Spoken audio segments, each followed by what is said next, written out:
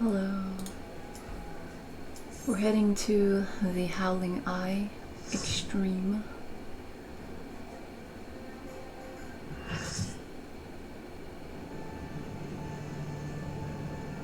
The Howling Eye Extreme. For some of these, I skipped the cutscenes just because with some of the prog, it's hard to like get parties for them. And since I've seen all these cutscenes, sometimes I will just skip them. But this one, I do have the whole cutscene. But in future videos, if you're hoping to see the cutscenes at the beginning, then you might be out of luck. I don't know what to say at these parts. Okay, we're starting the fight now. Let's go. Let's go. We're not starting the fight yet.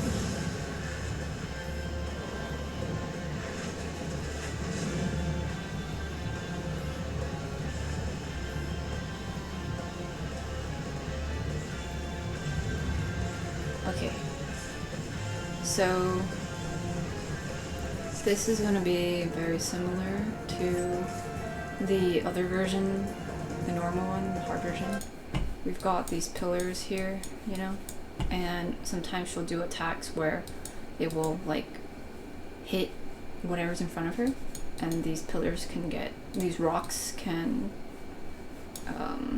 get broken, so you want to point her away from these rocks. So main tank should be grabbing her and pointing north. See, she just did a cleave like that, and so you don't want that to be hitting any of these rocks over here.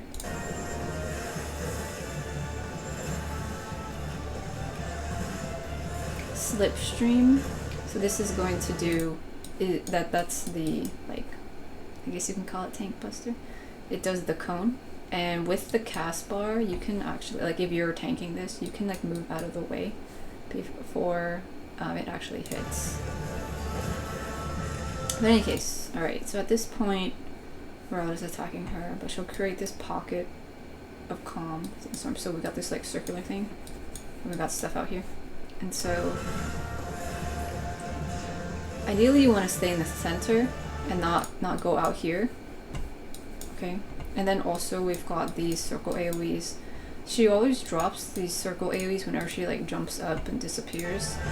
And if you get hit with these, you'll take some damage. This is Feather Rain, and that's actually the Blue Mage spell, if you are hunting for Blue Mage spells. But yeah, so we didn't attack. This person died because looks like they weren't behind.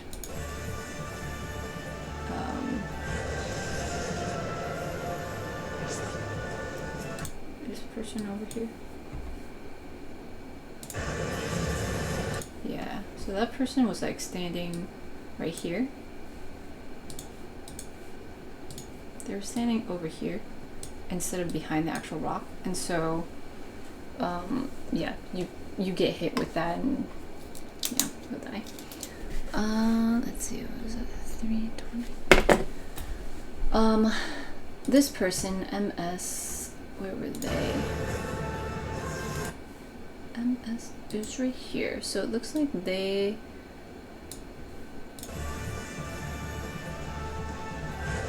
MS is right here. Okay.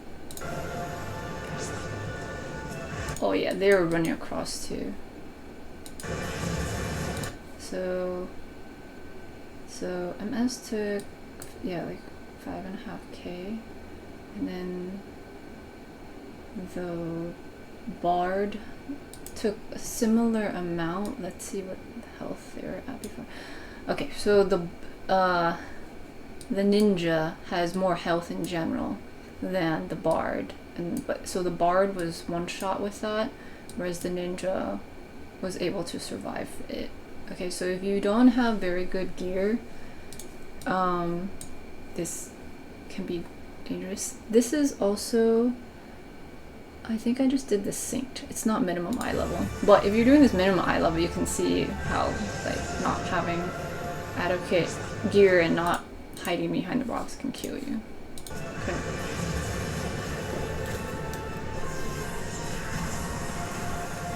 Okay, at this point we've got these ads all over the place. You want to focus on the satin plume, and it's colored. It's got this purple color. The other ones are like a blue-ish color. The satin plume can put people to sleep, which is why you want to make sure that gets attacked. While all the ads are happening, we've got these two like clones. I keep calling them sisters for some reason. I don't know they're actually sisters, but yeah. Suparna and Charada. When they're close to each other, there's a tether. Okay, so we want to keep some of them separated. Also, the smaller ads will do the same moves as Garuda, and so if you notice there was this like swipe situation, and so the tanks need to grab that, like provoke and pull the ads away. And then you see they hit the stuff, they can hit the rocks, and the rocks will shake and stuff. If the ads are too close together, then they buff each other, and that's what this vulnerability down is. Plus vulnerability down. As in, they're not as vulnerable. As in, because being vulnerable means you are more susceptible to taking more damage, but their vulnerability is down, and then it's the opposite, which means it's a good thing. And also you can see the buff is pointing upwards, and so it's a buff, it's good for them as opposed to being a debuff. And so when they're closer together, that means it's going to be even more difficult to attack them.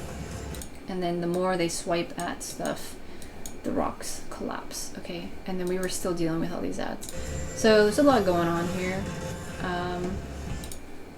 There's these circle AoEs you gotta take care of. This was a fresh fight for a lot of people. Okay, someone's targeted. Okay, so now we got a few things. Garuda, or one of them, actually I think all of them, can do this twisting move. Okay, the spinning move, circular move, this wicked wheel. And so you kind of want to position the boss and the ads in specific places to help out everybody so they don't get hit with things. And also you want to make sure that they're not anywhere close to these rocks, because you want to save the rocks for a mechanic later. Okay, so a lot's happening, and essentially we're gonna wipe at this point because it's very chaotic. They've got the vulnerability down, and so it's not really going well here. Okay, and then those circle things are the friction things. They'll attack you there. So we'll watch this play out, and we'll go again. But see, so they did it over there and they did it over here, so they duplicate. It's not necessarily that they duplicate the same moves, it's that the ads can do the same things as the main boss can do. That kind of thing. Okay, so now there is a bit of communication in the chat about like which tank is tanking which, that kind of stuff. And so let's go ahead and see how we do this time.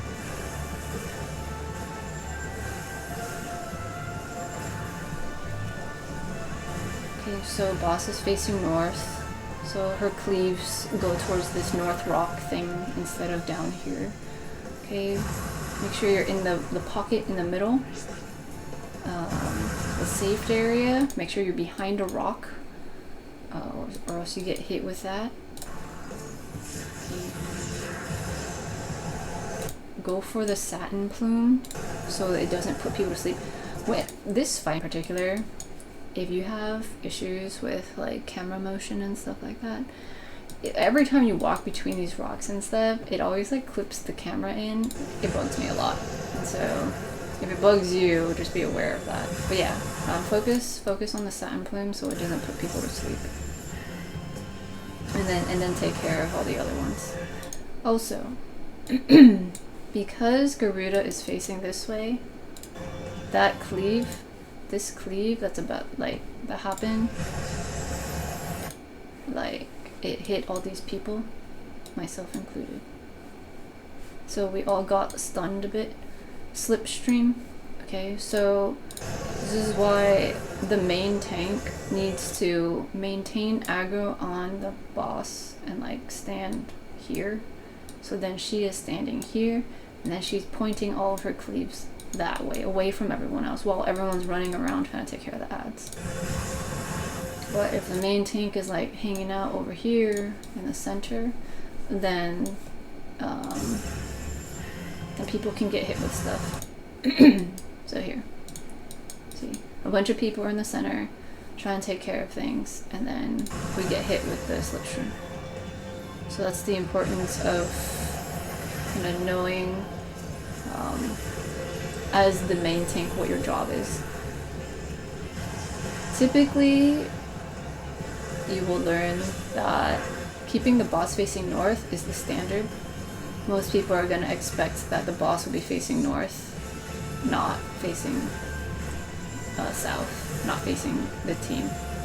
Okay, so here we were able to separate the two, but then the group over here, one of the tanks was able to bring, was it the Casey? Yeah, okay, so one tank brought one of the ads back here to the south area, but the other tank didn't move Garuda and the other ad away, and so ultimately what happens is they get tethered and then it's a whole situation. But here Tirada in the south is doing slipstream, and that is the cone. Okay, so when you see this, you can dodge out of it, you can run through the hitbox.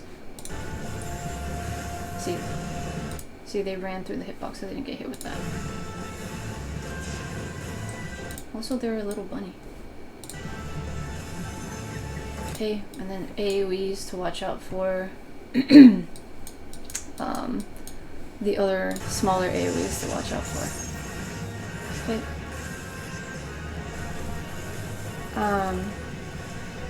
This green thing, the green tether, I believe that is a healing situation. If Tirada is close enough to tether to want to either the other ad or Garuda, then they'll get a heal. I believe that's what it is. Okay. Okay, so we got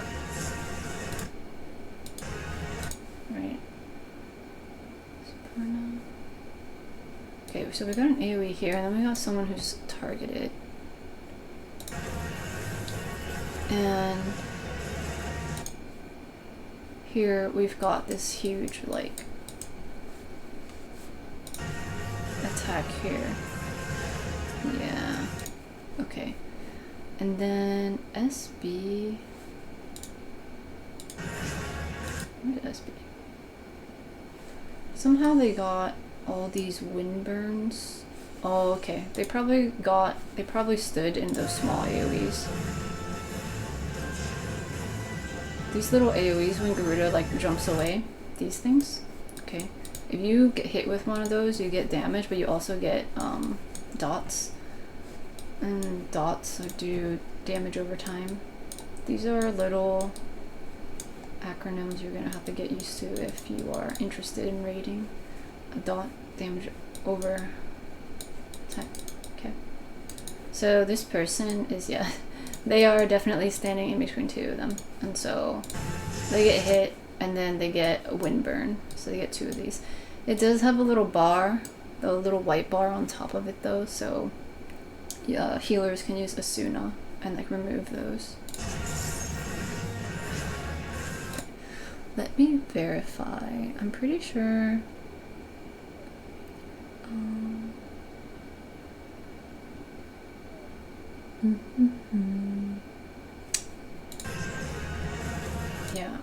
this targeted thing, Casey. Yeah. I think it throws like the attack at them, like they're their target, like literally they have their target marker. But we'll see. We had to run through this a few more times, so let's discover it together. Okay, so the tricky thing about keeping them all here is, you know, where like all these rocks are getting broken. Slipstream. This one is from this ad, and so it's gonna do a cone like this. Okay, and then it hits the rock.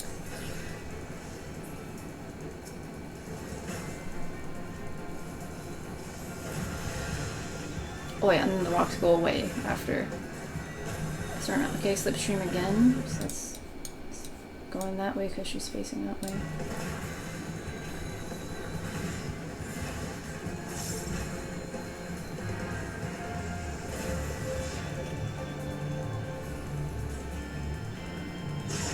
Okay, make sure to watch out for those circle AoEs. The Reckoning comes. So we have a tiny little rock, and Garuda's doing aerial blast, and that's enough. Not enough to keep us alive. This little rock. Okay? So that's why it's important to keep the rocks as stacked rocks. I took 13,000 damage.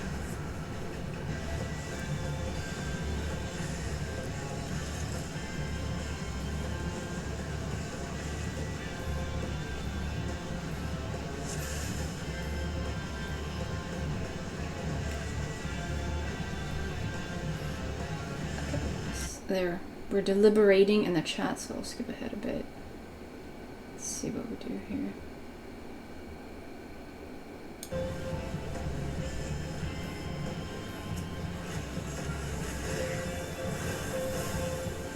Okay, so main tank, point the boss forward, north. Slipstream, you can dodge through that, dodge by running through the boss. And the hitbox is kind of small, but yeah, you can run across. Just make sure you're not standing in front if you're not the main tank, or else you'll get hit with that stuff, okay?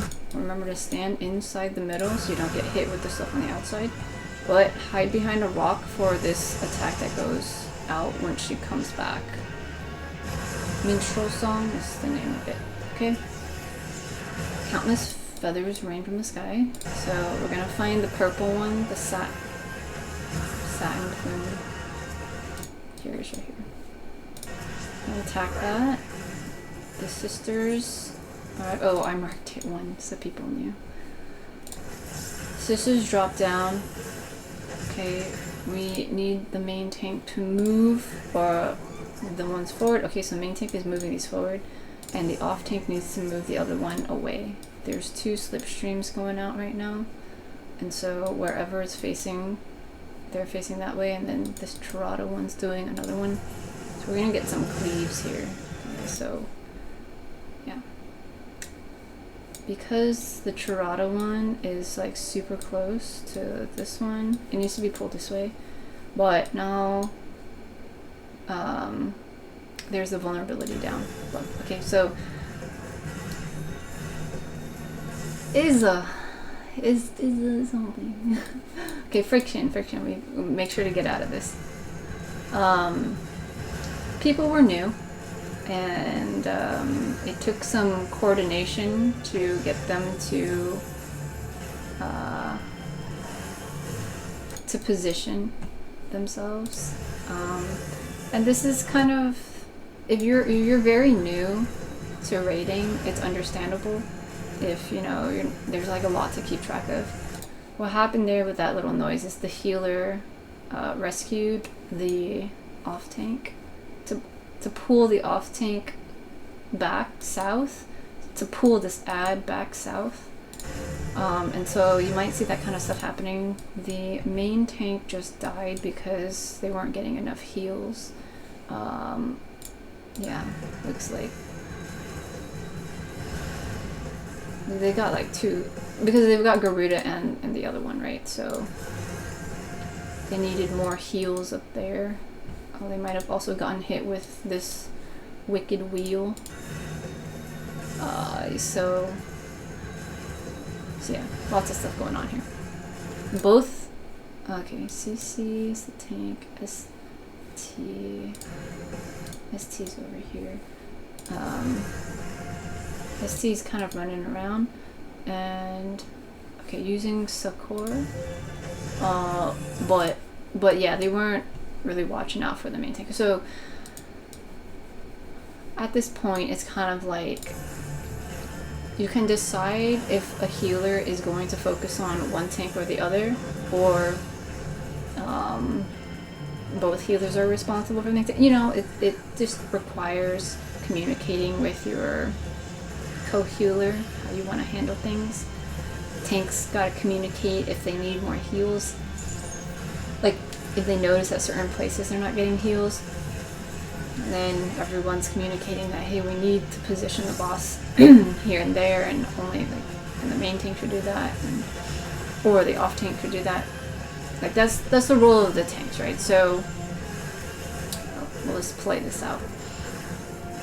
Tanks generally are there to take the aggro of whatever bosses or adds, so that the DPS, the damage dealers, can do their job and attack. Like, that's what they provide. They provide damage. And so it's important, if you want to be a tank when you're raiding, to learn the fundamentals of tanking, which is positioning the boss forward, positioning the boss in a way where it won't hit anybody else. Understanding some of the mechanics enough to maneuver the boss and or adds away from certain places so that it doesn't hit anybody else. Like, that's in general what tanks do. They are the defensive line for the party, okay? And then the healers are there to support and like give heals and things, and they do damage too, but like, everyone has their own specific things they need to do. And when you're starting out doing these earlier fights, like, some of it might not make sense, but if we're building up on your knowledge, and this is the second extreme fight, like, this is a good place to practice like positioning, because it requires positioning the add south, one north. There are so many different strategies on how to do things, and what really matters is understanding how the mechanic works and then communicating with your specific party on what to do. Now, we here said one's going to stay at A, one's going to be south at B. And really, it's that we need to keep them far enough away from each other. And so you could have them be west and east instead, but usually people, if you need to separate things, will do north and south, okay? I feel like I'm rambling at this point. But, okay, we're starting again. We're going through the thing again. Let's see if we make it.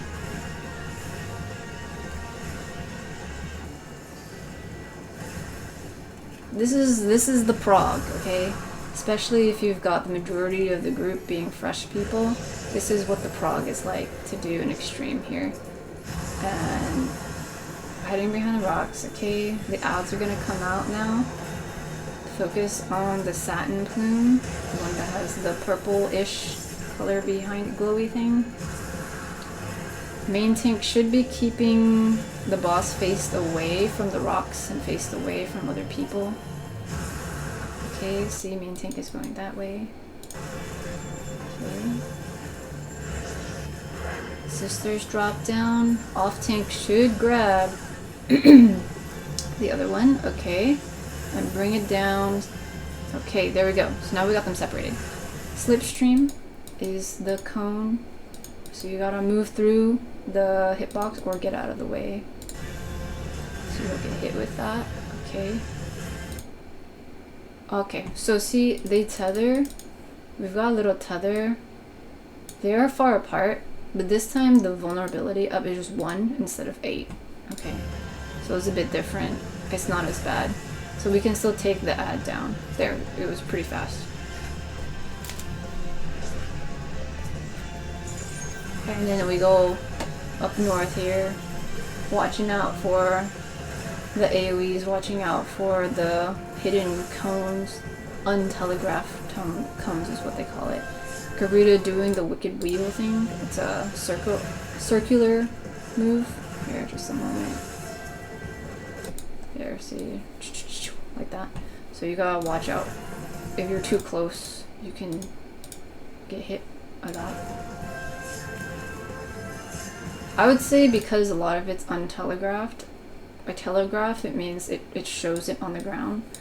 If it doesn't show it on the ground, then it's not telegraphed, okay?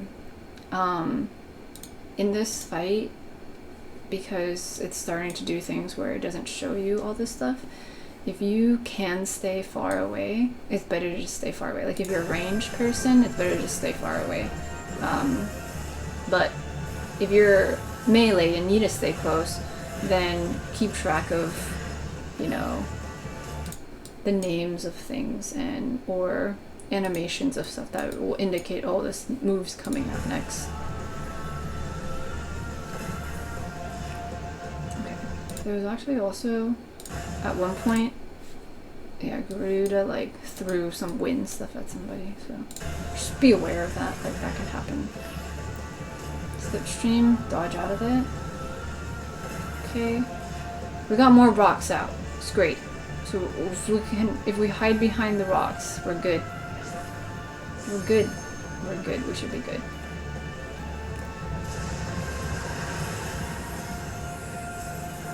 Okay, at this point, as soon as that phase finishes, we go into this next phase.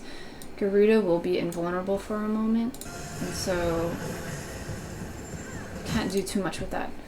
We do have this pocket of calm, so you want to stay in the center. Here, we've got little feather ads now. Before we had the satin plume, this time we have the spiny plume.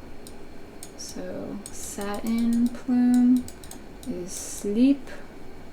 Okay, and the spiny plume, it does something else. You don't want to attack the spiny plume just yet. You want to attack all the other ones though, the razor plumes. The thing the spiny plume does is over time it will give a debuff to whoever it's targeting. It will give them this debuff called thermal low. And we didn't end up seeing that, but it will give a debuff called thermal low, and if you end up getting 3 stacks of that, it will wipe the whole party. You basically die. Like, you explode and then kill everybody with you. And so there's a whole mechanic to how you like transfer the aggro, so you have to do like tank swaps and like other things, so that the spiny plume doesn't give one person 3 of the stacks. So like one person gets one of the little debuffs, and then maybe they get 2, and then the other person like takes the spiny plume aggro, so it will be the number 1 aggro, and then the spiny plume will give that other person 1 of the thing, and then eventually when everyone else has killed the other ads, then everyone attacks the spiny plume, that kind of thing, or you keep trading off until then. But yeah, you don't want to get 3 stacks of the thermal low. Wait, is it thermal low or thermal high? I think it's thermal low. Wait, thermal high is something a little different. When the spiny plume dies, it will create this shield. And if you are standing inside the shield, you get the thermal high. And what that will do is help protect you from one of Garuda's like big attacks. Which is why there's a bit of timing involved. This was a synced fight, and so we're not seeing all of the specific mechanics. And so if you're doing minimum eye level, there's more information you will have to learn to succeed in the fight. But okay, that's so remember to get out of those little AoEs so you don't get windburn. But yeah, so Minstrel Shriek, this is the one where you would want to save the Spiny Plume so it makes a shield. So we would ideally go hide inside of that thing, and then it would shield us. We happen to be doing okay here because our gear is pretty good. But remember that bard that has probably the lowest gear out of everybody, they almost died, okay? So fortunately we had a lot of heals. We had a little bubble here, sacred soil. Okay, so we didn't die, so that's good. But if it was minimum eye level, you likely would have died if your gear is like the minimum amount. And then here we have a Spiny Plume. Okay, so it would be a similar situation. Okay, Garuda is... Okay. At this point, Garuda is invulnerable, I think. Oh no, I could still attack. Bit by bit. Okay. So it looks like Garuda's got these two things. Stone Skin Magical and Stone Skin... Okay, yeah. So Garuda would be invincible at this point when there's these buffs there. So that means in this phase, we have to take care of the ads first. Okay. There's no more attacking Garuda here. We have to take care of these other things. Okay, so... Oh, maybe we'll see it here. SB? Yeah. So we have to separate the sisters again. Okay. When the Spiny Plume dies, which just happened, there will be a circle AoE. It will kind of explode there. If you get hit with that, you will take some damage. Okay. So you don't want to be there when the thing explodes. SB, MS. Yeah, so MS took a chunk of damage there. But once it's done exploding and it creates a shield, if you're inside the shield, then you get Thermal High. And that's what's going to protect you from certain damage. Thermal High, the wind has died, resistant to wind damage is increased. Okay, so we don't take as much damage from wind attacks, which is basically this whole fight. Okay. But you want to save that shield, this shield, for right before Garuda does the big attack.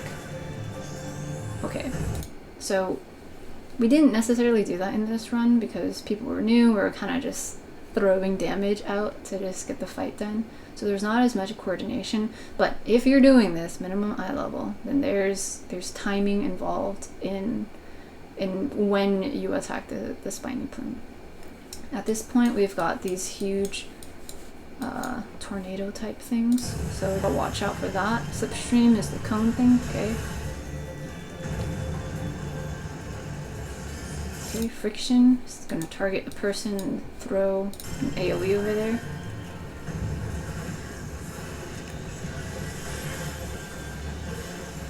There is a bit of coordination with this situation because you don't really want people running through this that much. And so if you have a lot of range people, it works out, but if you've got melee people, like sometimes groups might be like, okay, all the melees will go like north with the main tank, and then range can go help with the south, like add, and then move north to attack like on the side or something like that. There's different ways to handle the situation so people don't get caught up in this. It just requires communicating with each other and stuff. And yeah, that's that fight. It was kind of blah. Like, The fight itself, I was fine with, and like teaching itself, I'm also fine with. But I think if people get fussy because of the prog, and they get upset because they're not understanding something, or there's different levels of communication from all over the place, I think it can become frustrating for people, especially if you're like wiping constantly. If you're gonna get into raiding, expect to wipe a lot, okay? And so I think what made it difficult is just there are a lot of new people who will be running these older content fights, like the around Reborn ones, and it requires a lot of patience. And if people don't know what to expect, like the time investment, like this entire instance, we ended up staying here, what, like 16 minutes? Which isn't that long in the grand scheme of things, but I think if your intention is to get the clear and it's difficult and people aren't understanding vocabulary and things like that, then different personalities can become more heightened, and I think that is what can become more taxing on people. Like if you're not understanding certain mechanics and you don't feel comfortable expressing that and asking, then you're gonna get more frustrated, right? But then if you don't understand the mechanic and you fail the mechanic, then other people will get more frustrated. But then if everyone's just frustrated and not communicating, then everyone just has a bad time, and then that will decrease the efficiency of the entire raid party. And so I could see in this particular fight, I could sense that people were getting frustrated, but they were also excited to like be progressing, and every time we wiped, we progressed a little bit more each time. And so you know, if you have the vocab word wherewithal, dictionary, noun, the money or other means needed for a particular purpose. Okay, money is not involved here, but if you have like the emotional and mental resources to help see the bigger picture and, you know, kind of be like, hey you guys, it's all good, we're learning here, we can do it, like, you know, like be a positive person in a genuine way. Like if you're fake positive, people are gonna subconsciously pick that up, or consciously, and then get mad or upset, whatever. I had a whole rant about toxic positivity, but if you have the patience and understanding to like help emotionally regulate other people, then go for it. It's not your job to do that, but it makes such a big difference when there is somebody who can do that. When things are getting heated, people are getting stressed out, it seems like someone's just gonna drop the party, you know, like if there's just a super chill person there who can like manage the mood, manage the vibe, that can turn a whole experience around. And so don't expect other people to do that all the time, but every now and then you get those people, and it's great to like play with them. And if you have it in you to become that person too, then just know that a lot of people appreciate it. Okay? And so if you are starting out with raiding and you're finding that it's very difficult and it's like the most stressful 16 minutes of your life, you know, progging from beginning to the clear, then know that one, you got the clear, which is nice. And two, this is the type of thing to work on and build on. Like learning the mechanics is one thing, you know, like I can explain this and that, but like I think I would much rather emphasize the tenacity required to continue raiding, and it requires a lot of social skills, social patience, to make it through with a team. Because if you get so upset that you leave the party or just like rage quit, like turn off your computer or your console, then you're definitely not going to clear the fight, you know? So finding a way to maintain your chill, help other people maintain their chill, and then everyone works together to like figure out the fight and then get the clear, then that That's like the best. It's very rewarding in that way, if that's what you're here for.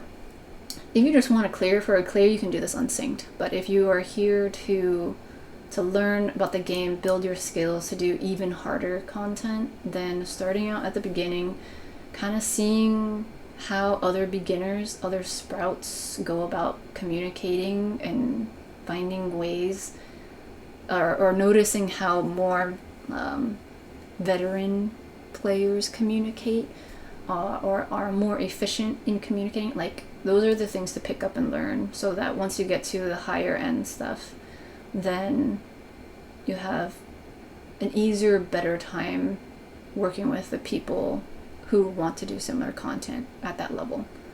Okay? Like, yeah. This one video, 16 minutes, we wiped a handful of times, but we got the clear. It was synced, okay? It wasn't minimum eye level. It tested my patience just a little bit, because it'd been a while since I've done like synced content, and I had to remind myself, oh yeah, this is what it's like, you know. And then after a while, I eventually, once I started running like the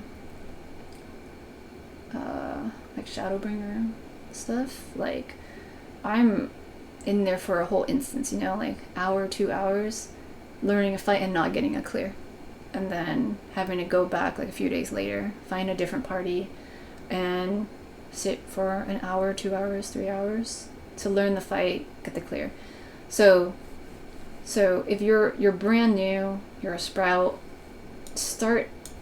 I would say start at the earlier fights, unless there's a fight you really want to do and you can dedicate your time to just studying that one. But even with these older fights, like you might come across people who say things like, well, I was just in a Reborn Extreme, it's so easy, like whatever. It's like, well, it's easy because you've done it, you know? It's easy because you've done other more difficult things, and so of course it's easy. But for some people who haven't done any of it, it's a learning experience. And if people think it's easy and then they go into a group that's just full of sprouts who don't know the fight and don't know how to communicate, who, you know, it's not easy. It's going to be frustrating.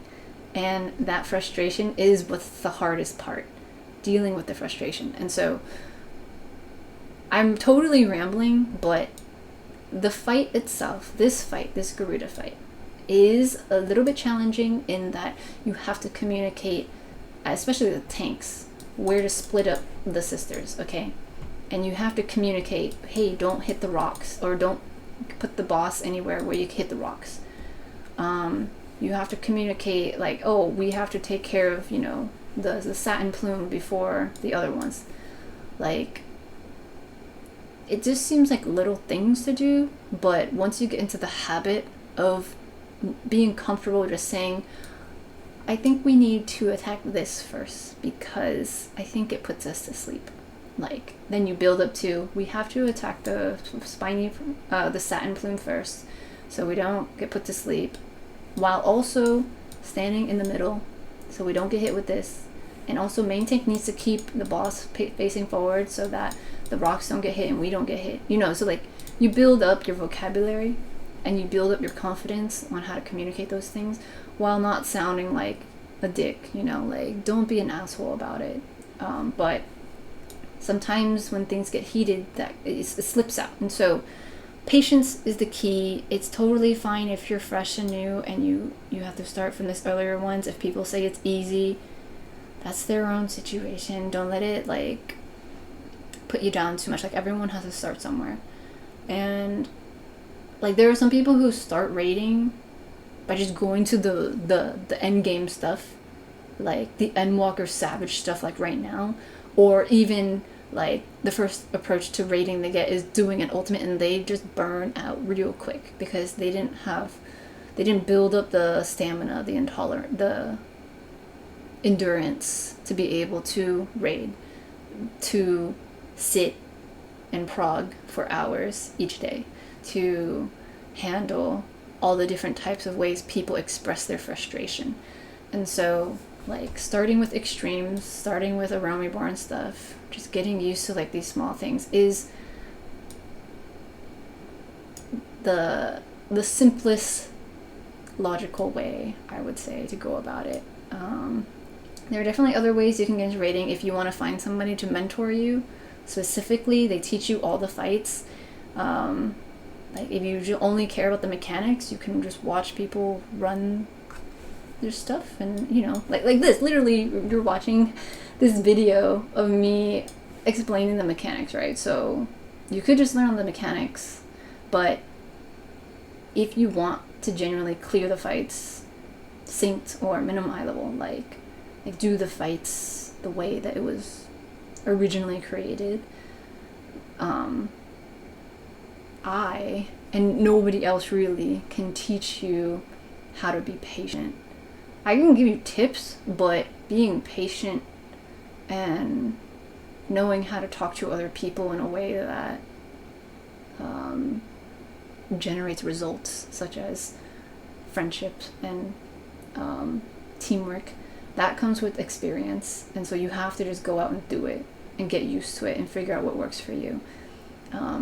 I personally think the mechanics in all the fights are not the most difficult thing about raiding. It is just the people stuff. Anyway, okay, I feel like I've rambled for like 20 minutes about the people stuff, so I hope that was useful. And if you want to see more in-depth like buffs and debuffs stuff, I think I did an unsynced video where I kind of went over some of it. I don't know for sure, I don't remember, it was a while ago. I'll put it in the description to link back to that older video. But yeah, I think after a few of these, I started doing the fights minimum eye level, so you'll see more of the mechanics. And yeah, that'll be good. Okay, I think that's it, right? We're good? Oh yeah, I ran this during Christmas time. Christmas! Halloween. I'm getting tired. Man, how did I leave the instance? Did I leave the instance? Oh, here we go. Oh, the end, yes. Yes, here we go. I usually salute. Where's my salute? Oh yeah, I was about to turn it off. There we go. There's the little salute. Okay, thanks. Thanks, Ghost Curry. Alright, bye.